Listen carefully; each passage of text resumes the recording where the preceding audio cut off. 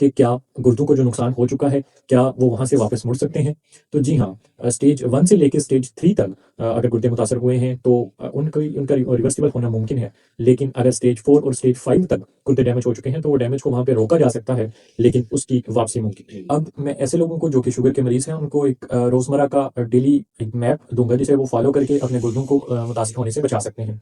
उसमें वो हमें ये कौन-सा प्लान है कि ये प्लान अगर हर डायबिटिक मरीज़ फ़ॉलो कर ले तो उसे किडनी फेलियर तकरीबन रोक उसका नामुमकिन हो जाता है।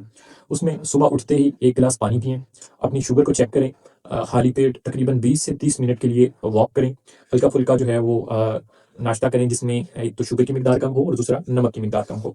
इसी तरह दोपहर में रेगुलर इंटरवल्स के साथ बाकायदा जो है वो पानी पिएँ और आपको पता होना चाहिए कि आपने सुबह से लेके उस वक़्त तक कितना पानी पिया है।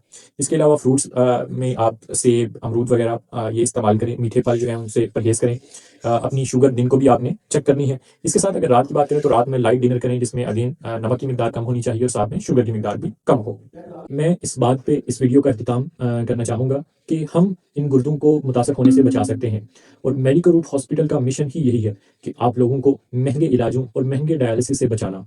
तो अपने आप का ख़्याल रखिए, अपनी शुगर को कंट्रोल रखें और अपनी अद्वियात को बाकायदगी से इस्तेमाल करें। अगर आपको इसके बारे में और मज़ीद कोई भी सवाल हो जो आप पूछना चाहें तो आप हमसे हमारी किसी भी ब्रांच पे आके राब्ता कर सकते हैं और अपने सवालात का जवाब ले सकते हैं। बहुत शुक्रिया।